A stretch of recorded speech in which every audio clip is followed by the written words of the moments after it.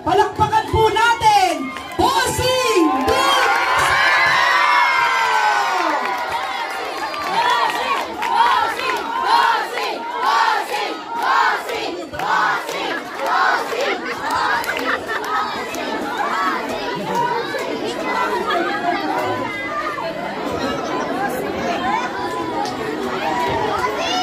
Yeah, gising na, bayan na, huli. Hi, fans! Hindi, babawiin ko. Hindi na ako babati ng hi, fans. Dahil ako na po ang tagahanga ninyo mga Pasigenyo. Pakisabi nga sa akin, hi, fan! Baliktad na po ngayon. Ako na po ang inyong tagahanga ngayon. Matatanong nyo kung bakit. O mamaya, tanong nyo ulit.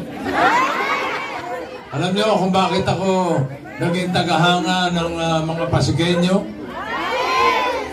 Dahil po sa inyo, kayong, lalo na dito sa Barangay Santolan, naipakita nyo sa buong Pilipinas na dito sa Pasig, kaya nyo lumaban at sugpuin ang korupsyon. Kaya naman tuloy-tuloy ang pag-unlad ng ating lungsod dahil nilabanan natin ang korupsyon. Naipaliwanag na ng mga unang nagsalita yung tinatawag na good governance, mabuting pamamahala ng gobyerno. Kung ano po ang nakukuha natin doon, naintindihan nyo naman po siguro yun. Kaya pagdating po ng Mayo 12, nasa kamay nyo po ulit para tuloy-tuloy ang tinatawag natin good governance, tuloy-tuloy ng pag-asa dito sa Pasig. Huwag na po na, siguraduhin natin, huwag na tayong babalik sa politikang may bahid ng korupsyon. Politikang naninira. Politikang puro pangako na napapako. Tiyak yun eh. Pag nangako, siguradong pako eh. Huwag na po tayong bumalik doon. Tuloy-tuloy po natin ang pag-asenso at pagpapakita sa buong bansang Pilipinas na ang Pasig wala ng korupsyon, nilalabanan ng korupsyon, lahat dito mga Pasigenyo, pantay-pantay. Kaya alam niyo na ang gagawin. Vote straight Giting ng Pasig. Vote 143. 1, Roman Romulo. 4, Vico Soto. 3, Dodot Jaworski. Kaya ito na. Love you too.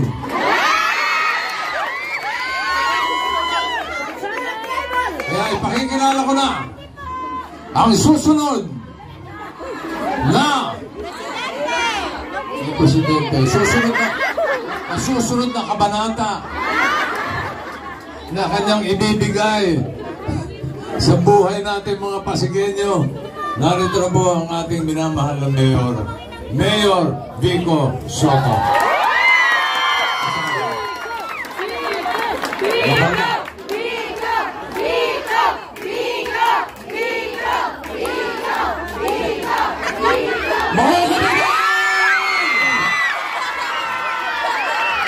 Tinatawag ko po kayong lahat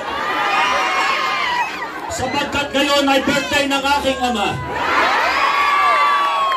Papa, maraming salamat. Batiin naman natin siya ng happy birthday.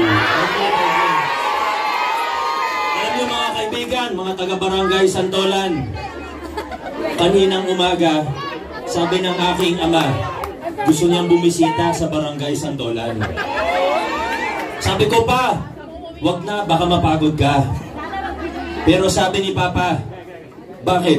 Bata pa naman ako ah. Kaya, Barangay Santolan, ito na po. Ang tanong ko po sa inyo, handa na po ba tayo? Excited na po ba tayo? Yung mga nandun sa likod, may energy pa po ba tayo? Teka. Kapkap. Sandali lang iniisip ko paano ko bababa. Hinihiling ko lang po ang konting katahimikan. Time out lang po muna tayo. 1 minute intermission number po muna. Kakanta si Konsyal Boy.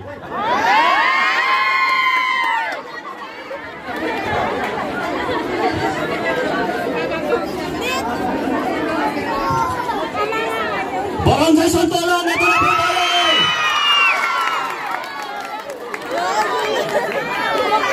Grabe, nanggugulat kayo. Pasensya na po, medyo na number 2 lang po tayo. Hindi ko na dapat sinabi yun, ano? Hanggang dun sa pinakataas, ayos ba kayo dyan? Naririnig niyo po kami? Kami, hindi po namin kayo marinig. Lakasan niyo naman ang iyong... Pero inihiling ko po na mag-iingat po tayo. Mahirap po pag pababang ganyan. Lalo na may humps kung saan nakatayo si Kaparok ng may bunga. Ingat po tayo ha, mamaya. Walang magtutulakan, walang magtatakbuhan. Steady, dahan-dahan lang po tayo. Ano? Siyempre, binabati ko rin po mga kasama natin na nasa upper box. Nasa bubong. Nasa bubong si Kuya. Kuya, mag-ingat ka dyan. Alam nyo, habang nagsasalita sina Congressman Roman, sina Vice Mayor Dodot, hindi ko maiwasan na mag-flashback ng konti. 2019, medyo iba pa po ang mga panahon nun. 2019, hindi pa tayo ganito kalaya, hindi pa ganito kasaya. Aminin natin, yung iba po sa atin, medyo kinakabahan, kundi natatakot pa yung mga panahon ngayon. Tumarating kami ni Congressman Roman. Yung ibang tao, tumatakbo palayo. Natatakot. Pag tinatanong namin kung bakit, sinasabi pasensya na. Kasi, ang sabi po sa amin, pag nakita may picture tayong magkasama, mababawasan daw yung bayong pagdating ng Pasko. Ang sabi, baka matanggalan ng scholarship yung anak ko. Hindi ka mag-anak ko kung nagtatrabaho sa City Hall o sa barangay. Medyo kinakabahan po tayo. Fast forward, taong 2025. Inayawan na natin yung takutan. Kinalimutan na natin yung palakasan system. Malayo pa tayo sa perpekto, walang perpektong pamahalaan. Pero, malayo na ang ating narating bilang isang lungsod. At may pagmamalaki natin na muli po, di man perfecto, ang lungsod natin ay nasa tamang direksyon. Padiretso po tayo. Padaanin lang po natin mga bata. At hindi na po ganun kabata. Excuse lang po ng konti. Maraming salamat. Thank you po. Time out po ulit. Intermission number po ulit, si Consyal Boy. Maraming salamat. Okay na po, magtutuloy-tuloy lang po ako sa aking pananalita para di na pumako ng masyadong mahabang na oras po ninyo. Inayawan na natin yung takutan, yung palakasan. Naglinis tayo ng pamahalaan at ngayon nandito na po tayo. Sa kasamaang palad, hindi lang po na gusto tayong bumalik o gusto tayong umatras pabalik dun sa mga lumang kalakaran. Siguro kasi mas nakikinabang sila dun sa lumang kalakaran, kaya mas gusto nila yun. Maaaring sila yung mga nakapwesto o kung di man sila yung nakaupo mismo, baka sila yung mga nangongontrata, sila yung nabibigyan ng maraming kontrata. Alam na po natin yung buong kwento. Pero sa kasi, naputol natin yung siklo eh. Siklo ng kahirapan at korupsyon.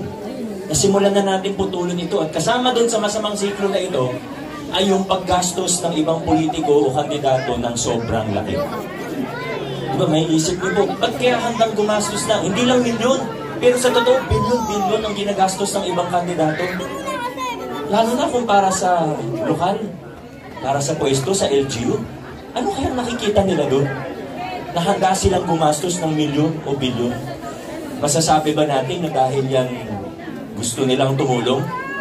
Una sa lahat, ang turo sa akin ng magulang ko, kilala niyo naman ang aking tatay, kilala niyo naman po ang aking nanay na si Ruby Rodriguez, si Connie. Sorry, Nay.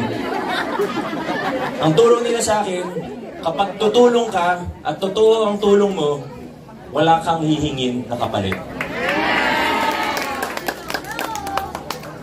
Pangalawa, yung mga ibang pinagagastusan, di naman natin pwede sabihin na tulong. Alam niyo kung magkano ang isang billboard sa C5? Wala kang makukuha na billboard na 100,000 per month. Umaabot ng milyon yan, lalo na pag gantong peak season. Ayun meron. Bakit? Sa Pasig, pinutol na natin yung siklo na ito. Kami sa Giting ng Pasig, hindi po kami mahihiya sa inyo. Hindi po kami nahihiyang sabihin na hindi kami gumagastos ng malaki kahit campaign period. At pag kami ang nabigyan ng pagkakataon, ibig sabihin ito, wala rin kaming babawiin. Yan ang importante rito. At dahil wala kaming babawiin, ibig sabihin, ang kaban ng puwersa, ang puwersa ng kaban ng bayan ay buong-buo, walang bawas, walang kulang. At dahil ang ginawa natin itong nakaraang 3 hanggang 6 na taon, ay ito na. Nagbubunga na yung mga pinaghirapan, mga pinaglaban natin na reforma at pagbabago sa lungsod ng Pasig. Ito na po tayo mga kaibigan. Ito na ang pinaka-exciting part.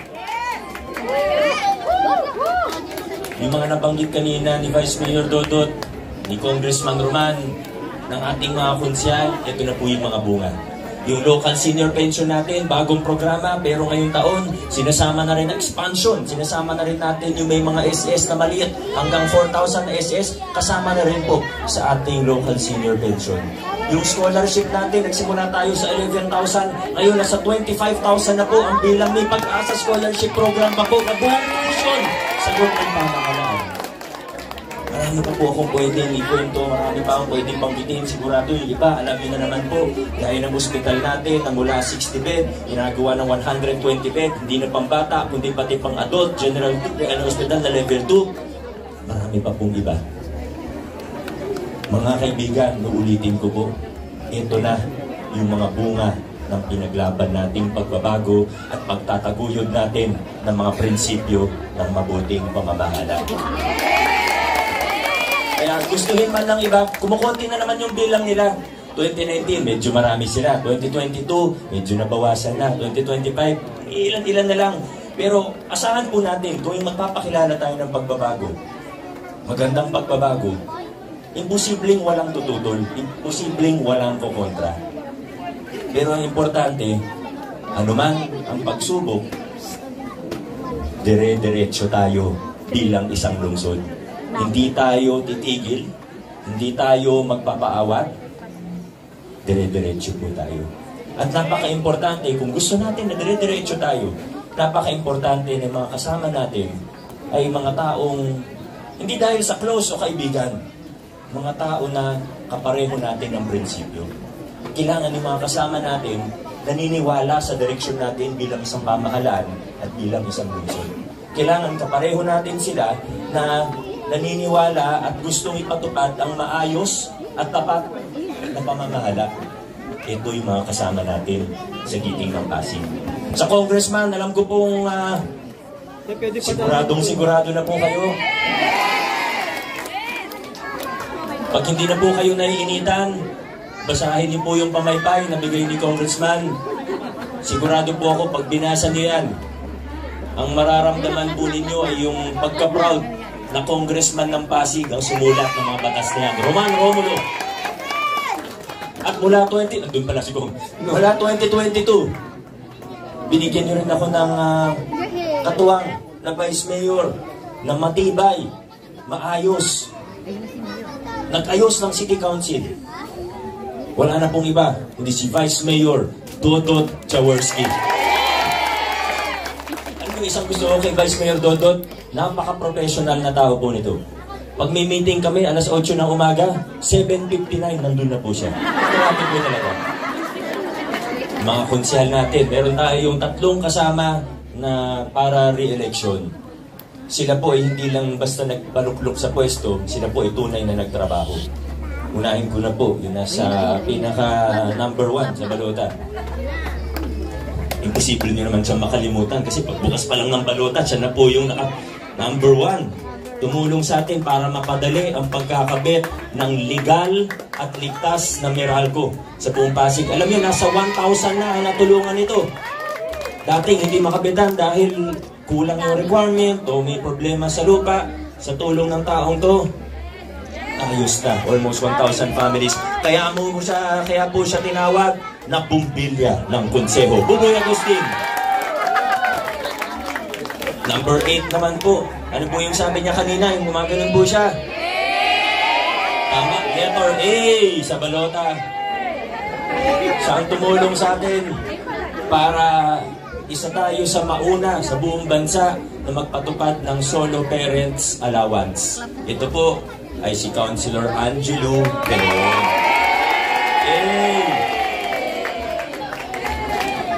Number 14 sa ating mga balota, ang pumatay kay Delilah. Ay, di ba? Na-miss niyo yung tatay niya. May mga senior na-miss yung tatay niya. Ako rin po. Pero itong kasama natin, alam niyo di ba, minsan, lalo na dati, sa Santolan wala nang problema eh. Pero dati, may ibang barangay na bukas, kita natin saan ginagamit ang pondo. May ibang barangay, medyo masikreto, di natin makita kung saan ginagamit ang pondo natin. Ang ginawa ng taong ito, bilang chairman ng Committee on Appropriations, binuksan ng budget ang mga libro ng mga barangay. Nakabuklat nga ngayon. Kaya ang ginawa po na pati nga budget hearing, naka-Facebook Live. Sa pangunguna po ito ni Consyal Maro Martires. At mga kaibigan, meron din tayong 3 bagong kasama. Bago po sila matanggap sa giting ng Pasig, ang una ko pong sinabi sa kanila, ang una kong tinanong sa kanila, ay bakit nyo ba gusto maging konsihal? Kasi kung gusto nyo maging konsihal para pakapalit ng inyong wallet, hindi kayo bagay sa giting ng Pasig. Pero itong 3 kasama nating bago, nakita po natin na malinis ang intensyon, maganda ang hangarin para sa ating lungsod, at naniniwala sa direksyon natin, kaisa natin sa ating prinsipyo. Unahin ko na po ang ating number 15 sa ating mga balota. Wala na pong iba kundi si Boy Raimundo. Siyempre, kasama rin natin number 13, si Warren, ano pangalan niya? Anong Warren Incenso? Ay, nako. Anong pangalan niya, Warren? Warren Tosino naman. Ay, nako. Warren Inocencio. Last but not the least, sabi nila, ito daw ang pinakamabait na konsehal ng giting ng Pasig. Dating chair ng National Youth Commission, Ryan Enriquez. Number 10 naman po sa ating mga balota. Mga kaibigan, marami na po tayong nagawa mula 2019. Abutan pa tayo ng pandemya.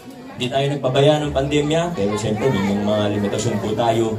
Pero simula 2022, kung mapapansin po ninyo, kung marami nang nagawa noon, 2022, lalong bumilis ang takbo ng inyong pamahalaan.